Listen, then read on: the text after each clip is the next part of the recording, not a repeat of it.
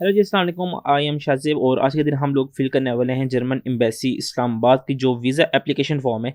ठीक है, वो हम फिल करने लगे हैं। उसके लिए हम क्या करेंगे, हम सबसे पहले लिखेंगे भाई क्या German embassy Islamabad required documents. उसमें सबसे पहले लिंक के ऊपर जाएंगे, जैसे कि मैंने पिछली वीडियो में भी बताया था, और ये आएंगे और यहाँ पे हमारी पहली चीज़ है एप्लीकेशन फॉर्म। ये सारे डॉक्यूमेंट्स रिक्वायर्ड हैं, इसके बारे में मैं पीछे वीडियो बना चुका हूँ, वो आप चेक कर सकते हैं। अच्छा, एप्लीकेशन फॉर्म हमने फिल आउट करना है लॉन्ग टर्म, क्योंकि ये ज़रूरी है। ठीक है, तो इसको थोड़ा जूम इन कर लेते हैं। जूम इन करने के बाद सबसे पहले हमारे पास क्या चीज़ है भाई, सर नेम पूछते हैं, और सर नेम और फर्स्ट नेम। अगर आपको कोई डाउट है तो आप अपना पासपोर्ट देख सकते हैं, पासपोर्ट पे सर नेम और फर्स्ट नेम ही लिखा होता है।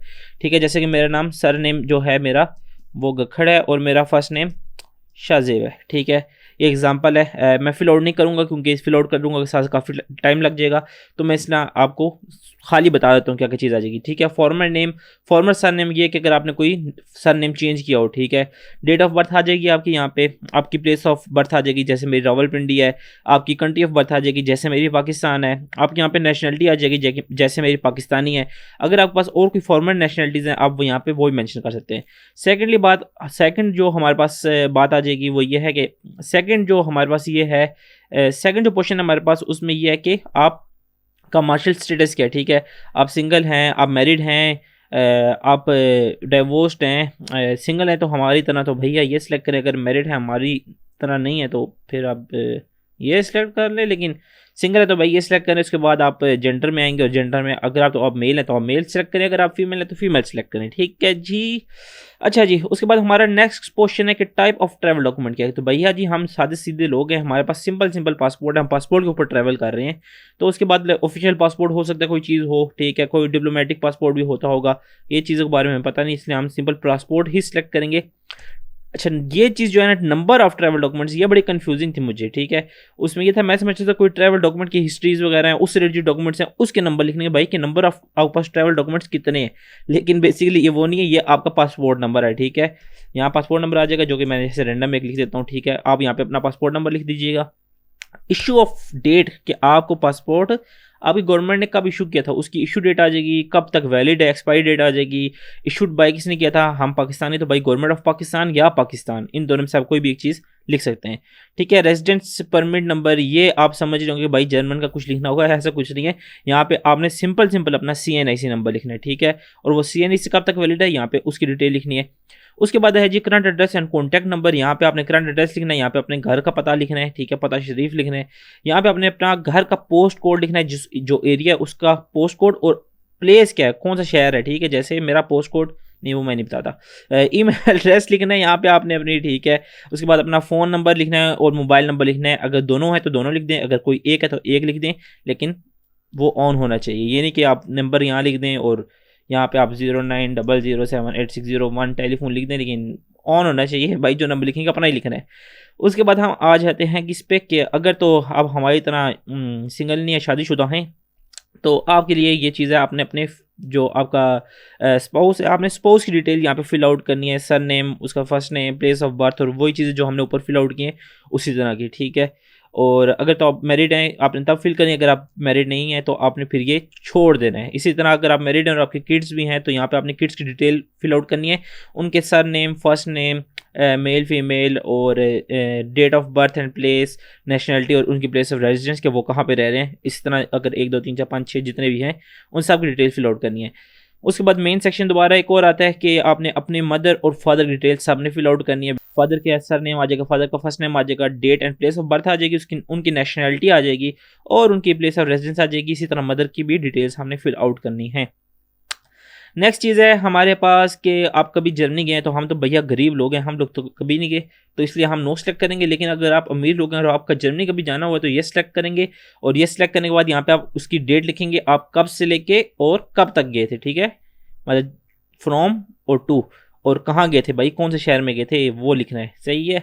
उसके बाद जी intended place of stay in Germany है कि आपने कहाँ रहना है। ठीक है, तो वो तो डिपेंड करता है कि आप वर्क विजिट जा रहे हैं, स्टडी विजिट जा रहे हैं। हम तो स्टडीज़ पे जा रहे हैं, तो हम तो वो लिखेंगे भैया कि यहाँ पे अपनी यूनिवर्सिटी का पोस्ट कोड लिख देंगे और यूनिवर्सिटी की प्लेस लिख देंगे। ठीक है, मतलब यूनिवर्सिटी है किधर, जैसे पोस्ट कोड हमारा 98512 समथिंग इस तरह कुछ है, और हमारी यूनिवर्सिटी है FAU इलेंगन।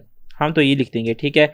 अब वहाँ पे उसका एड्रेस भी यहाँ पे हम लिख देंगे कि वो है किस जगह, ठीक है। उसके बाद है कि इंटेंडेड जो आपने अकोमोडेशन है आपकी, वो आपने अगर आपने एडवांस में बुक कर ली है तो तब भी ठीक है। अगर एडवांस में बुक नहीं भी की तो आप बस पहला ये सिलेक्ट कर लें सिंगल रूम, कि आपने सिंगल रूम बुक किया है। लेकिन अगर आपने एडवांस में बुक किया, कोई अपार्टमेंट बुक किया, तो आप ये सिलेक्ट कर सकते हैं, सेकंड ऑप्शन, थर्ड ऑप्शन जो भी सिलेक्ट कर सकते हैं। 7 पॉइंट पे आ जाएं तो इसमें है कि do you intend to maintain your permit. मैं उर्दू में समझाता हूँ। तो इसका मतलब है कि आप आपकी जो परमानेंट रेजिडेंसी है वो आप कैंसिल कराना चाहते हैं या रखना चाहते हैं, ठीक है। तो इसका मतलब ये है कि भाई हम तो रखना चाहते हैं, हम तो भाई दिल से पाकिस्तानी है, दिल पाकिस्तान है, तो हम तो दिल से पाकिस्तानी हैं, हम तो वो रखेंगे जब तक हम स्टूडेंट वीज़ा के ऊपर हैं और जब तक हमें पीआर और वो नहीं मिल जाती ना तब। खैर उसके बाद हम बात करते हैं भाई कि अगर आपके साथ आपको कोई और फैमिली मेम्बर भी जा रहा है तो उसकी डिटेल्स भी फिल आउट करनी है, ठीक है। हम गरीब लोग हैं भाई, हम अकेले चले जाएँ बहुत बात है, तो हम तो नो कर देंगे। उसके बाद है कि आप जा क्यों रहे हैं भैया, आप किस पर्पज़ के जाने का, आप एम्प्लॉयमेंट के लिए जा रहे हैं, आप लैंग्वेज कोर्स के लिए जा रहे हैं, आप किस लिए जा रहे हैं। तो हम तो भाई पढ़ने पढ़ाने जा रहे हैं, तो हम वो लिख देंगे, ठीक है। उसके बाद है कि इसमें है कि अब ये जो चेक बॉक्स है ना, ये आप यस भी कर सकते हैं, मतलब टिक भी कर सकते हैं और खाली भी छोड़ सकते हैं। टिक करने की वजह यह है, पहले मैं बताता हूँ टिक ना करने की वजह। इसमें लिखा है कि आप जो है ना स्टे आपका लॉन्गर देन 12 मंथ्स नहीं होगा, मतलब आप मैक्सिमम 12 मंथ रहेंगे। अगर आप टिक करेंगे इसका मतलब है कि आप 12 मंथ से ज़्यादा नहीं रख सकते। लेकिन इसको ना टिक करने की वजह ये भी है क्योंकि ये जो आपको इसके थ्रू आपको वीज़ा मिलेगा वो मैक्सिमम 6 मंथ का होता है, 3 मंथ्स टू 6 मंथ्स होता है। तो आप इसको टिक करें या ना टिक करें तो वो ऑलरेडी आपको वहाँ जाके दोबारा वीज़ा एक्सटेंड कराना पड़ता है और वो नया मिलता है, सही है। तो इसको आप खाली छोड़ दें।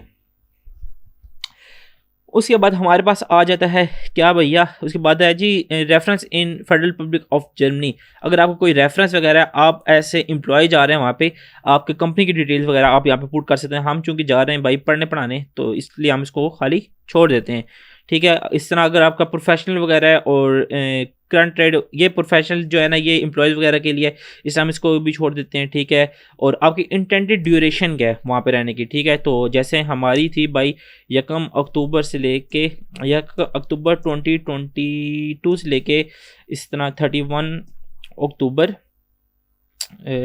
2024, यानी कि पूरे 2 साल हम कर रहे हैं, मतलब मंथ टू मंथ। तो इसके लिए वैसे डेट कुछ होता है कि कुछ लोग डेट नहीं भी डालते, कुछ लोग डायरेक्ट मंथ और वो भी डालते हैं, वो भी ठीक है। लेकिन उसमें व्यू एतराज़ कर सकता है कि भाई डेट क्यों नहीं डाली, ठीक है। तो इससे अच्छा आप डेट वगैरह भी डाल दें। अच्छा नेक्स्ट अब 13 पॉइंट पे आ जाए। 13 पॉइंट पे है what are your means of substance. तो हमारे मीन ऑफ सब्सटेंस क्या भैया, हम लोग करें ब्लॉक अकाउंट, ठीक है। तो अगर आप ब्लॉक अकाउंट करते ब्लॉक अकाउंट करें, और या अगर आपके पास स्पॉन्सर लेटर है जो कि जर्मन नेशनल का होता है, तो आप उसकी जगह यहाँ पे वो फॉर्मल ऑब्लिगेशन लेटर लिख देंगे, ठीक है।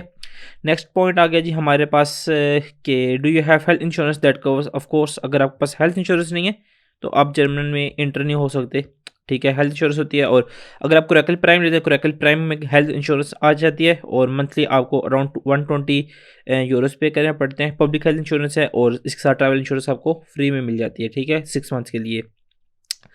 नेक्स्ट पार्ट है जी have you ever been convicted. अगर आप कहीं पकड़े गए हैं किसी जगह पे जर्मनी में किसी वजह से, तो यस। अगर आप हमारी तरह शरीफ बच्चे हैं तो नहीं, ठीक है, मतलब 9 यानी कि नो। उसके बाद नेक्स्ट हमारे पास 15 नंबर आ जाता है have you ever been expelled और डिपोर्टेड। उसके बाद 15 पॉइंट आ जाता है have you ever been expelled और डिपोर्टेड, कि अगर आप कभी गलती से जर्मनी से डिपोर्ट हुए, भाई हमें ये आने नहीं दे रहे, डिपोर्ट होने दूर की बात है, अगर आप गलती से डिपोर्ट हुए हैं या किसी वजह से डिपोर्ट हुए हैं तो उसकी रीज़न आपने यहाँ पे लिखनी है। अगर नहीं हुए तो भाई आपने कर देना है नो, ठीक है।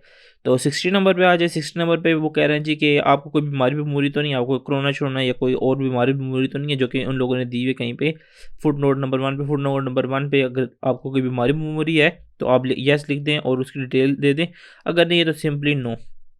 सही हो गया। उसके बाद यहाँ पे आ जाएगा जी आप कहते हैं जी हमने सब कुछ पढ़ लिया है, तो हम लोग अब उसकी प्लेस एंड डेट लिखनी है। प्लेस क्या हमारी इस्लामाबाद है क्योंकि हम इस्लामाबाद एम्बेसी के लिए अप्लाई कर रहे हैं, और साथ डेट आ जाएगी जो आपकी इंटरव्यू डेट है, ठीक है। साथ बाकी आपके सिग्नेचर वगैरह यहाँ पे नहीं आएंगे क्योंकि ये माइनर्स के लिए हैं और पेरेंटल अथॉरिटी या लीगल गार्डियन वगैरह के लिए, तो यहाँ पे ये खाली छोड़ देना बेशक। उसके बाद ये हमारे पास लास्ट में एक फॉर्म है जिसको फॉर्म नंबर 53-54 कहते हैं, ठीक है। तो इसमें क्या चीज़ है, इसमें सिंपली यही लिखा हुआ है कि भैया जी हमने जितनी जो कुछ हमने कुछ प्रोवाइड किया ना, जो हमने एप्लीकेशन में लिखा है ना, वो सब कुछ बिल्कुल एकदम ठीक है।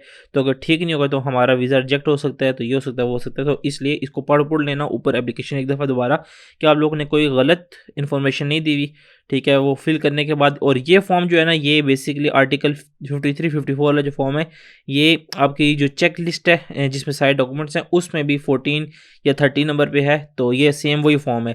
तो इस फॉर्म को तो आप डायरेक्ट प्रिंट आउट निकाल के इसको पेन से फिल आउट कर सकते हैं, ठीक है, हैंड रिटन फिल आउट कर सकते हैं। बाकी जो ऊपर के सारा कुछ है वो आपने टाइप राइटर या कंप्यूटर वगैरह से फिल आउट करके प्रिंट करना है, फिल आउट करने के बाद प्रिंट करना है, ठीक है। लेकिन ये जो है ना, ये पहले प्रिंट करना है और इसके बाद इसको पेन वगैरह से फिल आउट करना है, ठीक है। एट द एंड वही प्लेस और डेट वही आ जाएगी, इस्लामाबाद वाली आ जाएगी, और यहाँ पे अपने सिग्नेचर कर दीजिएगा और बस जैदादीन के नाम करके तो जर्मनी के लिए तैयार हो जाइए। ओके जी, आई होप कि कोई किसी का कोई क्वेश्चन नहीं होगा, लेकिन अगर है तो कमेंट सेक्शन में लाजमी बताइएगा। हम क्यों हैं भाई, हम आपकी ये हेल्प करने के लिए हैं, ठीक है। किसी को कोई चीज़ समझ नहीं आई, यहाँ कमेंट सेक्शन में बताया। अगर मैं वहाँ रिप्लाई नहीं कर सकता तो मुझे फिर इंस्टाग्राम पे मैसेज करें। इंस्टाग्राम मेरा अकाउंट है शाहज़ेब SHAHZAIB_गखर, ठीक है। ये नाम मेरा सामने लिखा हुआ आ भी रहा है, ये नाम है और ये नाम है, ठीक है। ये लिखेंगे तो एक प्यारी सी प्रोफाइल है कि वो मेरी ही है। तो बस आई थिंक सो आज के लिए वीडियो काफ़ी लेंथी हो गया है, तो टेक केयर, बाय बाय। मिलते हैं आपसे नेक्स्ट वीडियो में किसी और टॉपिक्स के साथ, और आपको बाकी की डिटेल वहाँ पे देते हैं।